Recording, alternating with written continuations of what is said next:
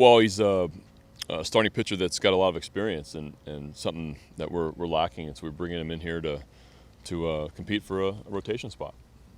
Too soon to say how he looked. I mean, it was one bullpen. Yeah, he just got here, and then his first bullpen day. So he said I talked to him after. He said he felt good, and yeah, just looking forward to watching him pitch.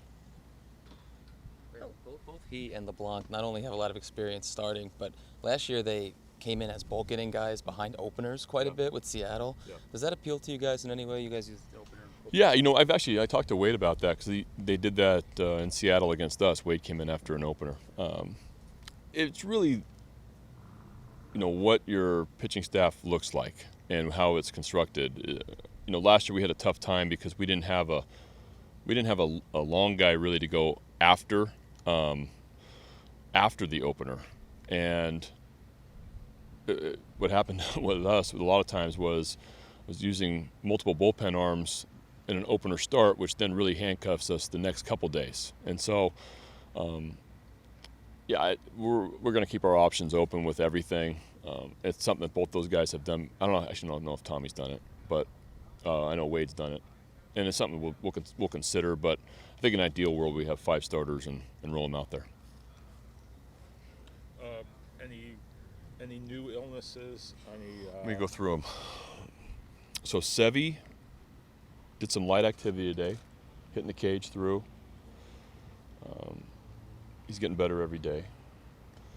Harvey and Givens came in this morning, still feeling a little under the weather, and so they were checked out. But they felt better than yesterday, so that's positive. And hopefully we'll see them out here in the next couple of days.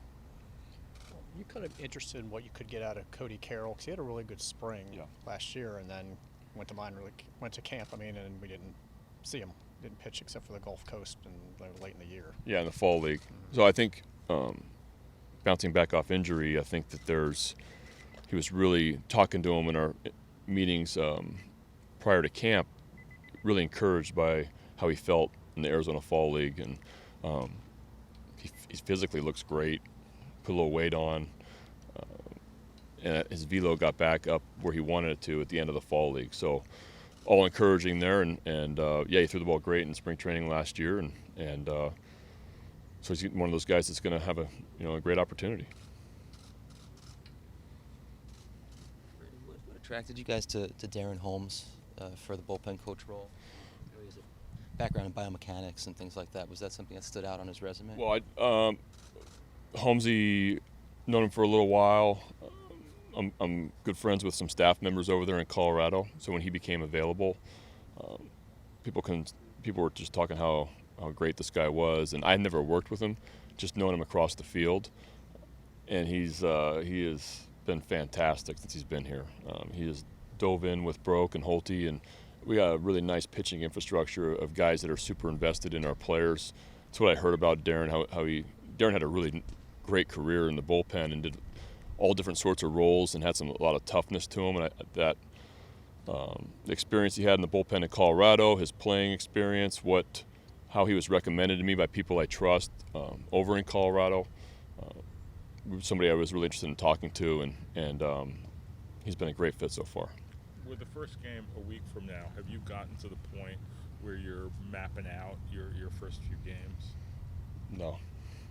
Pitching, yes. That's what I meant, yeah. Yeah. We're starting to do that now. Yeah, we're starting to look at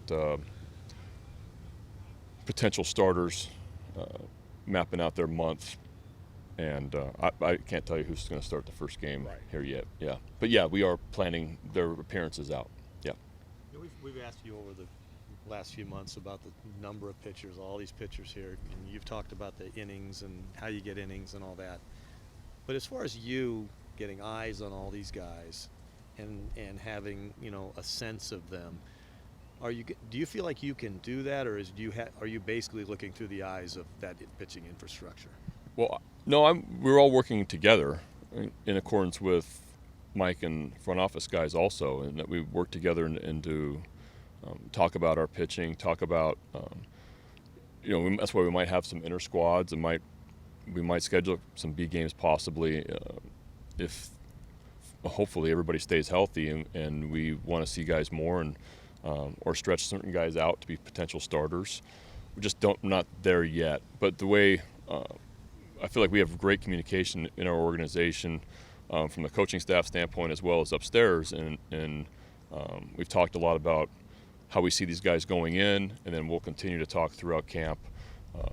But we communicate every day on it. Speaking of the pitching, last year at this time, big story was the Edgetronic cameras. A lot of these guys were kind of new to the technology or pitching in front of it. Do you feel like guys are more comfortable doing that this time around? And how's the reaction been? Yeah, no, I think that we are done a great job. Mike and Sig have done a great job in last year at this time we were pretty bare boned, and now we are catching up and moving forward analytically. So that's why you're seeing a lot of cameras. I think our guys that weren't exposed to it in the past, that's been in this organization, have full understanding of it now. And if you look at our video room in the mornings and post-workout, there's guys in there looking at their stuff, evaluating. And last year was really a learning lesson for a lot of guys, and now guys are way more comfortable understanding. I think also so many guys go to spend the off season. They know that good teams, good players, good pitchers are utilizing it, and to stay up with the times and to stay competitive, you need to find out about yourself, and guys are really invested in that, and I think our guys are really comfortable with it now.